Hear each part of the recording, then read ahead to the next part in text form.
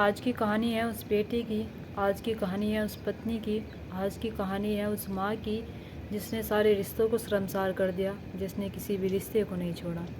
आखिरकार ये महिला क्या क्या करती है और उस महिला के साथ कौन कौन मिला होता है, ये जानते हैं हम इस कहानी और घटना के माध्यम से। चले तो बिना देरी के इस घटना को शुरू करते हैं। और ऐसी महिलाएं कभी किसी की नहीं हो सकती है, हम इस घटना में ये भी बताते हुए चलते हैं। नमस्कार, आदाब, सत श्री अकाल, हर हर महादेव। मेरा नाम रूपा है और आज की घटना उत्तर प्रदेश का एक ज़िला लगता है वाराणसी, और यहीं का एक सकलपुरा में रहने वाला एक व्यक्ति जिसका नाम राजू होता है। राजू की शादी आज से कुछ साल पहले एक लड़की जिसका नाम अंजलि उर्फ प्रिया होता है उससे हुई थी। अंजलि से जब उसकी शादी होती है तो वो बड़ा ही खुश होता है, यानी कि दोनों जो होते हैं आराम से खुश रहते हैं। लेकिन साल 2022 में इनके एक बेटी होती है। बेटी जो होती है दिखने में बेहद खूबसूरत होती है और सुंदर होती है। बेटी का नाम जो होता है काव्या होता है। जब राजू और अंजलि के बेटी हो जाती है तो कहीं ना कहीं भविष्य की चिंता सताने लगती है। राजू जो होता है सोचने लगता है कि मुझे अपनी बेटी को एक अच्छा भविष्य देना है, मुझे अपनी बेटी को पढ़ा लिखा कर कुछ बनाना है। लेकिन राजू जो होता है वो सोचता है कि यहाँ पर इतनी अच्छी पढ़ाई नहीं है और ना यहाँ पर मेरी इतनी इनकम है, ना ही मैं इतना कमा पा रहा हूँ कि जिससे कि अपनी बेटी को अच्छे से पढ़ा पाऊँ। वो अपनी पत्नी से सारी बात कहता है। पत्नी जो होती है वो कहती है कि क्यों ना हम बाहर चलें। पति जो होता है तो कहता है ठीक है, तो कह रही हो तुम, हमें बाहर चलना चाहिए और जब हम बाहर जाएंगे तो अपनी बेटी को पढ़ाएंगे लिखाएंगे और उसके सपने पूरे करेंगे। ये दोनों जो होते हैं मन बना लेते हैं बाहर आने का। और बनारस में आकर राजू जो होता है किराए का कमरा लेता है। जब राजू यहाँ पर किराए का कमरा लेता है तो इसके पास कोई जॉब नहीं होती है, कोई नौकरी नहीं होती है। लेकिन इतना ज़रूर होता है कि सुबह निकलता था और शाम को अपने घर आता है, यानी कि दिहाड़ी मजदूरी करके पैसे लेकर आता। जहाँ पर भी इसे काम मिलता था वहाँ पर एक काम कर लेता था। समय जो होता है ऐसे गुजरता रहता है। और जहाँ पर इन्होंने किराए पे मकान लिया था उस मकान का जो मालिक होता है जिसका नाम अलकेश गुप्ता होता है, वो भी उसी मकान में रहता है। वो भी उस मकान में रहने के साथ साथ जब जब उसका मन करता था ऊपर जाने का वो चला जाता था। राजू से बात करता, राजू की पत्नी अंजलि से बात करता, उनसे पूछता तुम कैसे हो, कहाँ के रहने वाले हो, कहाँ के नहीं हो, क्यों आए हो, ये सारी बातें उनसे पूछता था। अब कभी कभी जब राजू अपने घर पर नहीं होता था तो वो उसके पीछे जाता। पीछे जाने के बाद ये दोनों जो होते हैं एक दूसरे से बात करते। बहुत सारी बात करने के साथ साथ ये दोनों जो होते हैं एक दूसरे के करीब आ जाते हैं। जब अलकेश गुप्ता मकान मालिक और अंजलि की नज़दीकियाँ बढ़ जाती है तो इस बात की भनक जो होती है उसके पति राजू को होती ही नहीं है। राजू जो होता है इस चीज़ से अनजान होता है। अब सब कुछ ऐसे ही चल रहा था, यानी कि अलकेश गुप्ता जब जब उसका मन करता था वो ऊपर जाता, ऊपर जाने के बाद अंजलि के साथ प्यार करता, उसके साथ संबंध बनाता। इधर काव्या जो होती है वो छोटी होती है, कभी कभी सो जाती थी, कभी कभी वो बाहर खेलने चली जाती थी। ये दोनों जो होते हैं इस चीज़ का फ़ायदा उठाते थे।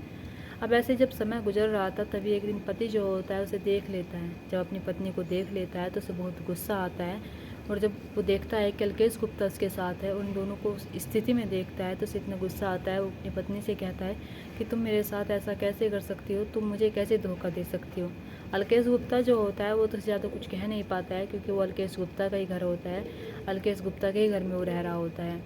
इधर पत्नी जो होती है वो रोने लगती है, चीखने लगती है और कहती है कि मुझे माफ़ कर दो, मुझसे गलती हो गई, हम बाहर आए हैं, मुझे बाहर की हवा लग गई। ये सारी बातें जब वो अपने पति से कहती है तो पति जो होता है वो कहता है कि ठीक है, तुम रो मत, चलो हम अपने घर चलते हैं। पत्नी जो होती है वो कहती है कि घर जाकर हम क्या करेंगे, तुम्हें पता है ना हमें अपने बेटी को अच्छा भविष्य देना है, इसलिए हम यहीं रहते हैं। आज के बाद मैं कभी ऐसा नहीं करूँगी, मैं आपसे प्रॉमिस करती हूँ। और वो कसम भी खाती है। पति जो होता है उसे माफ़ कर देता है और माफ़ कर देने के बाद सोचने लगता है कि चलो शायद पहली गलती है, मैं माफ़ कर देता हूँ। अब कुछ दिन तक तो अलकेश जो होता है उसके पास नहीं आता है, लेकिन कुछ दिनों बाद अलकेश और अंजलि जो होते हैं फिर से एक दूसरे से मिलने लगते हैं, फिर से एक दूसरे से फ़ोन पर बात करने लगते हैं। अब ऐसे ही पति जो होता है राजू से पहले से शक होता है, वो जानता था कहीं ना कहीं उसकी पत्नी नहीं सुधरेगी। वो एक बार फिर अपनी पत्नी को अलकेश गुप्ता के साथ देख लेता है, लेकिन इस बार उसको बहुत गुस्सा आता है और अपनी पत्नी से कहता है कि मैं यहाँ 1 मिनट नहीं रहूँगा, तुम्हें अगर मेरे साथ चलना है तो चलो, वरना मैं तुम्हें छोड़ कर चला जाऊँगा। पत्नी जो होती है वो कहती है कि नहीं, मैं नहीं जाऊँगी, मैं यहीं पर रहूँगी और अगर तुम्हें जाना है तो तुम चले जाओ। राजू जो होता है अपनी पत्नी और अपनी बेटी को बनारस में ही छोड़कर वो अपने गाँव में आ जाता है और गाँव में आकर रहने लगता है। अब इधर ये अंजलि जो होती है इसे अलकेश गुप्ता से मिलने से कोई रोक नहीं सकता था, कोई टोक नहीं सकता था। यानी कि अलकेश गुप्ते का जब मन करता था वो उसके कमरे में आता, कमरे में आने के बाद ये दोनों जो होते हैं प्यार भरी बातें करते, एक दूसरे के साथ रहने की कस्में खाते, जीने मरने के वादे करते। अब ऐसे समय गुजर रहा था, लेकिन अलकेश गुप्ता जो होता है उसे एक दिन लगता है कि यहाँ पर सब लोग रहते हैं, मेरे गांव से ही है ये, यहाँ पर मुझे सब जानते हैं। अगर सब लोगों को पता चलेगा मेरी मकान में रह रही है किराएदार, उससे मेरा वह संबंध चल रहा है, उससे मेरा प्रेम प्रसंग चल रहा है, तो वाकई में गांव वाले क्या सोचेंगे और मेरे जो मकान में लोग रह रहे हैं वे क्या सोचेंगे। वो सोचने लगता है कि क्यों ना मुझे अंजलि को लेकर कहीं और रहना चाहिए।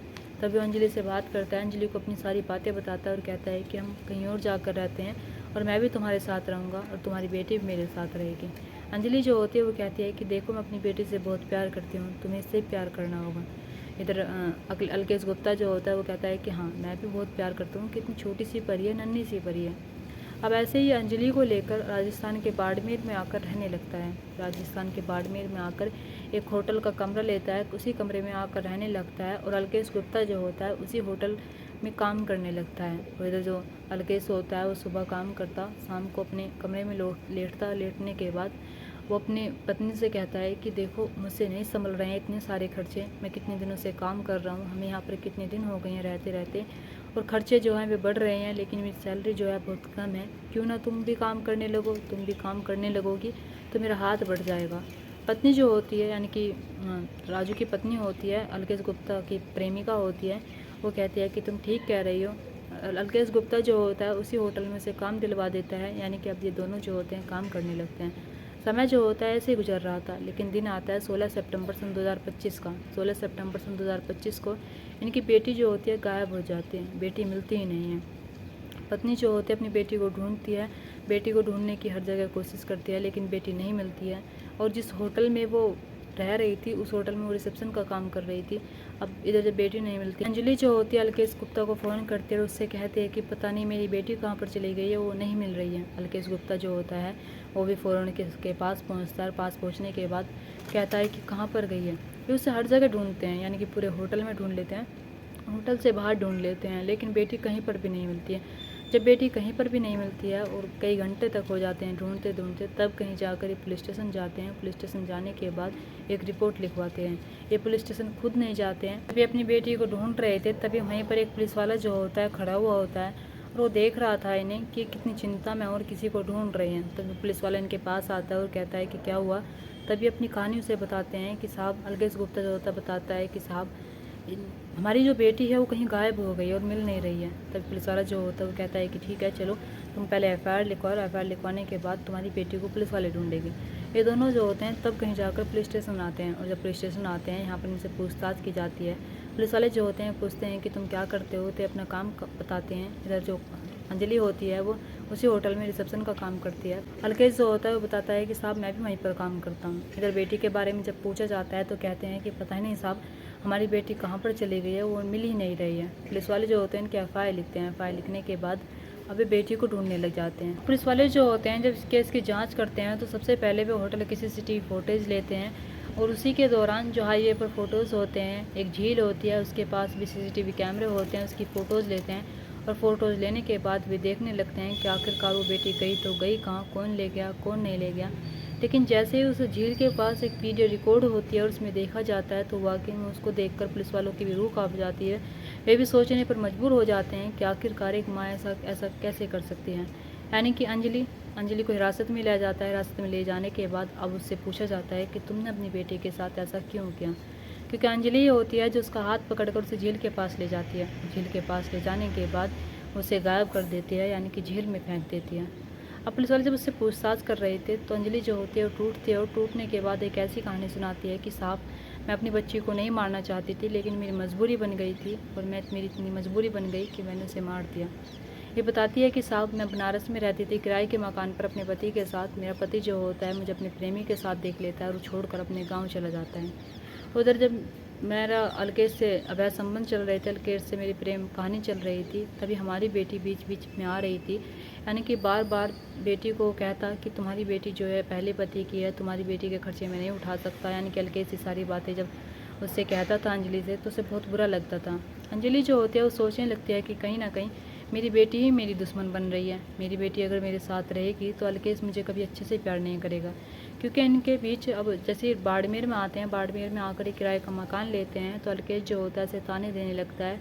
अलकेश जो होता है ऐसे कहने लगता है कि तुम्हारी बेटी पहले पति की है और तुम इसे उसके ही पास क्यों नहीं छोड़ कर आई, इसे क्यों नहीं ले गया, वो भी तो इसका ही खून है।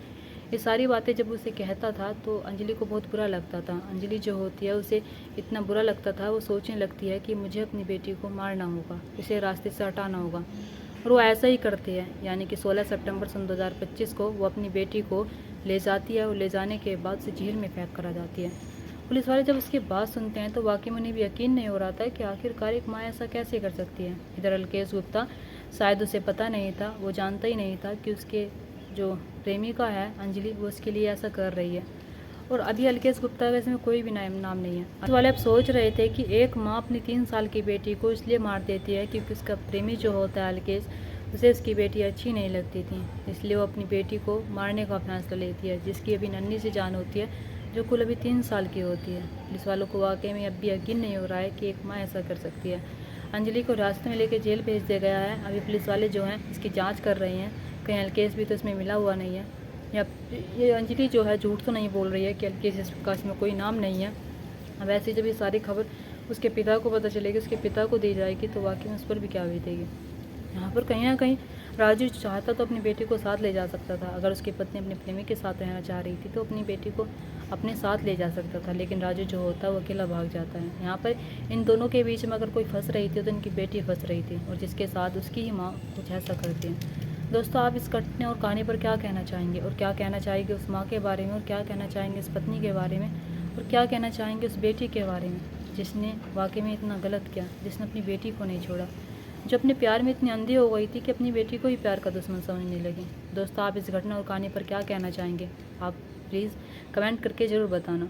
दोस्तों, इस कहानी और घटना को सुनाने का मकसद मेरा आपका दिल दुखाने था, आपको परेशान करना नहीं था, आपको घटना के बारे में बताना था, आपको सचेत करना था। आप अपने परिवार के साथ खुश रहिए।